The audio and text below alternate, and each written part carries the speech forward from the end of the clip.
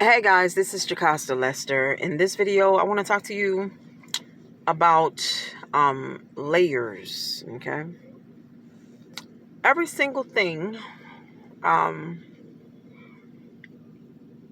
in life can be viewed in layers. I don't know if you've ever been exposed to the program ArcGIS. I'm not expecting you to have been, but it's if you're somebody who went to school for architecture or engineering, you would have exposure. But check this out. The program. Basically, the entire program is tailored to designing, placing multiple aspects of your design into different layers so that you can lay them over each other, superimpose them onto one another. I mean, it's really simple. You have data that you feed the program. It basically plots it out as images, and the images are displayed in layers, okay? For lack of a better way to say what happens. But yeah, so let's say that you're looking at a topographical representation of a property that you're sitting on or you're watching. So let's say they want to take this property right here and they want to draw it on the computer. But they want to draw the grass on one layer. They want to say the dirt is on another. Then they want to say whatever is underlying in addition to that is on another layer. So let's say the groundwater or something. They just want to say, okay, these things are here.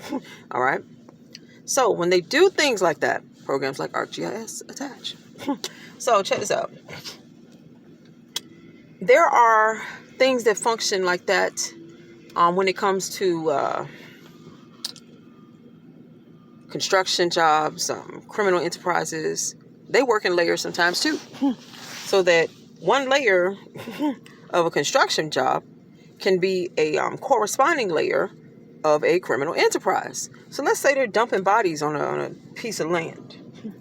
Well, part of that layer is throwing down something to say they're not there.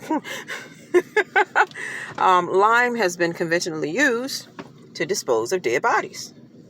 So that if they were a corrupt cartel, a cabal, throwing bodies away, they could, in essence, effortlessly blend in with society by just doing construction on particular types of property, power plants and things like that. Okay? So, this is a hypothetical, a strong hypothetical. I don't want this to be real. I'd rather everybody just go to work. Everybody go home and everybody makes it there and back. So, but in some of the extreme cases, there are cases where one purchase for a construction job can be divvied between what is the construction companies or companies, subcontractors and things, and the criminal enterprise that just happens to be comprised of people who didn't go straight, look like they went straight. They harassed the construction workers. You get it? So it's almost as though, let's say a motorcycle gang, right? They're still active. They move in on a construction company. They're willing to take a company from a people and, embezzle, do all types of things. It's kind of like having rats settle into your house. Similar thing, okay? So with that said, I say all of that to say this. There are places where I believe that they bury bodies and they do construction all at the same time. I sure do. And I know this is not new or novel and cliche some, but I do think that there are companies where they move earthwork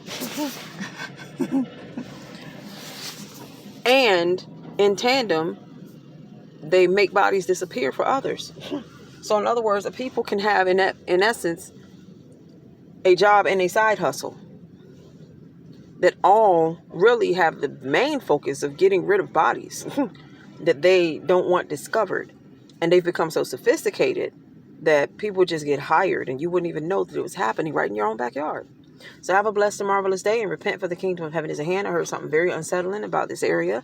I heard that they were hunting people up and down this road. I don't know if that's true, but I'm telling you, when I was looking over at this house, my favorite bird was in the driveway, and I looked up overhead.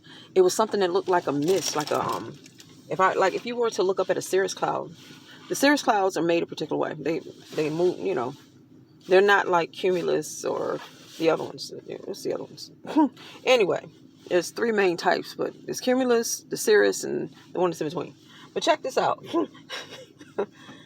The cirrus clouds, it looked like a black cirrus cloud having a diameter, if I were to say it was round in shape, of about 5 or so feet. Okay? And it was overhead, my favorite bird in that driveway.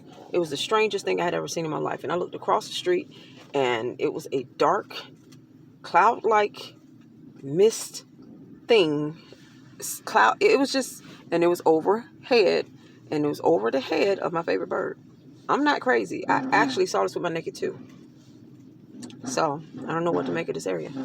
So, repent, for the kingdom of heaven is at hand. Have a blessed and marvelous day. You guys take care. My bootleg window, you'll see it. It was making noise. Thank you for watching. Oh, just so I can let you know I'm not completely bootleg. The window is in the door. I still got a window.